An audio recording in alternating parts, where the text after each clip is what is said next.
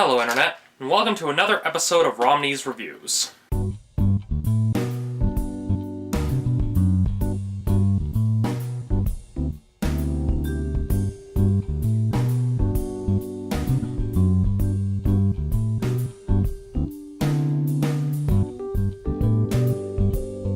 As you can see, I'm back into my old location because things are starting to get back into the old routine now that the paper will be starting up next week.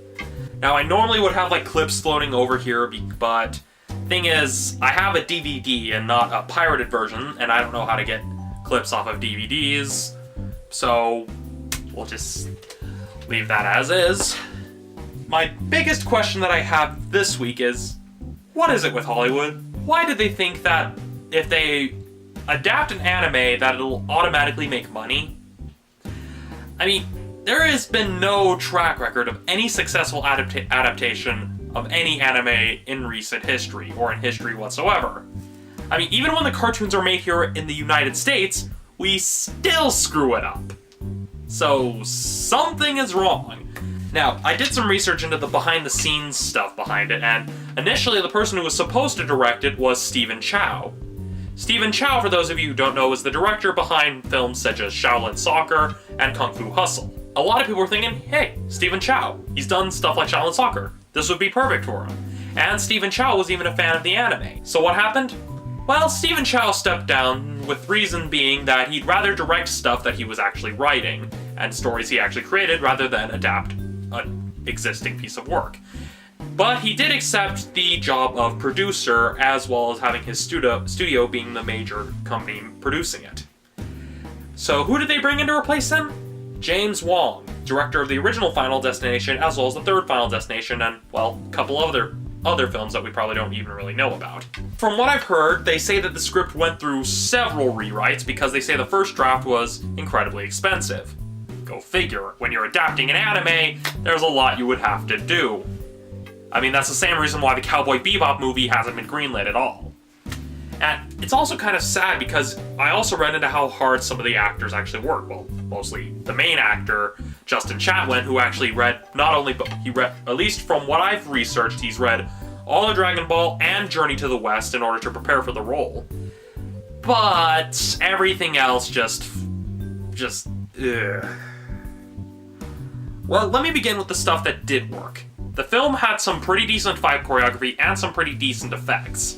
The fight scenes are actually pretty cool and impressive, and the effects, although, again, the type of effects they're going for still look a little bit cheesy, they at least tried to be somewhat realistic with how chi stuff tends to work. However, good effects and good stunt work do not a good movie make. Just take a look at half of at stuff like The Protector. Has good choreography and good stuff, but the story is terrible. I think the biggest detractor from the story is that they tampered too much with the original dynamic of the original source material. You see, when Goku is a kid, he has that whole innocent, not knowing about the world type thing about him, and that's what makes him likable, and the way he reacts to just commonplace stuff is part of the comedy. And also, it's kind of what endears us to him, because he's someone who's literally grown up isolated from the rest of the world, has no negativity attached to him, and that's why Goku is likable in the Dragon Ball series. But here, they make him a teenager going to a high school, dealing with anger issues, which basically they made Goku into a teenager, basically rendering a lot of the dynamics from Dragon Ball kind of useless. Even with the changed characters, they don't develop them very well, like, at all.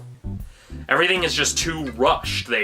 You have the rushed romance between Chi-Chi and Goku, which is again very shoehorned and stale. Then you have the rushed romance between Bulma and Yamcha, which has like little to no development of either of their characters. And then there's just the whole fact that the whole film itself just lacks any general development. I mean, everything moves too quickly. They try to cram way too much into one film. A lot of people think, oh, they didn't have such and such characters, but looking at the film, that's probably for the best. I mean, I'm just saying. So yeah, although it has good fight choreography and good special effects. There's no development of the characters, and there's no development of even the scenes of the characters. A lot of things feel rushed, and they just changed a lot of the rules that were established in Dragon Ball. Like, chiefly, how the Dragon Balls actually worked. I mean, there was no, like, grand major ceremony they had to do to summon the dragon. They just had to make sure they have all 7 together and then call for Shenron. But they just try to make in this, like, this whole, oh, you have to gather them before the eclipse, or, oh, you have to take them to this one location. And the Dragon Balls weren't nearly that complicated. That's why they essentially became the butt end of many jokes about anime in general. They did keep some stuff, like keeping how the Dragon Balls get scattered at the end, but everything just... it's a mess. It really is a mess. I mean, this comes as no surprise to really anybody, because, I mean, seeing the trailer when it first came out, you could tell it was dead on arrival. There was no hope for this film at all. The biggest thing I noticed with Dragon Ball Evolution is that it's super dark. Dragon Ball is not dark. Not even during the Android saga did it get really dark. It still had that cheery optimism about it. And that was the problem. They made everything too dark, too cold, too edgy, trying to appeal to the teenage market that really doesn't actually exist in the way that Hollywood thinks it does. They tried to make it too much like Dragon Ball Z, which even then is not as dark as Dragon Ball Evolution. This rating should come as no surprise to anyone. I'm going to give Dragon Ball Evolution a 1 out of 5. It's a horrible film. If you really want to watch it, then I recommend just getting the riff tracks from Team 4-Star on that riff tracks website. And that's only if you really, really are curious, because the riff tracks thing will make it a little bit more bearable. But overall, yeah, it's a good thing this film bombed, because they were planning a movie franchise, and frankly, we don't need any more Dragon Ball or Dragon Ball Z characters raped. So now, having seen all 3 live-action adaptations of Dragon Ball, here's basically how I've ranked them. Magic Begins takes first prize, Son Goku wins, Son Goku Fights Son Goku Wins is in second, Dragon Ball Evolution is in, like, really far down that, is so far down that you can't just, yeah, it sucks. It doesn't even place in the ranking. It's really far down there.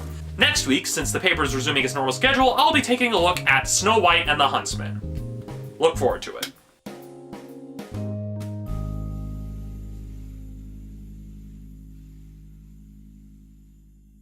If you're wondering about these, I bought these at a store in a local mall called Unique Gifts. And I initially bought these as props for a feature-length film I was working on during my senior year in high school that will probably never materialize, given how often I've rewritten the script, and just general lack of interest, as well as it being a terrible idea. I mean, really, can you see these taken seriously as a prop?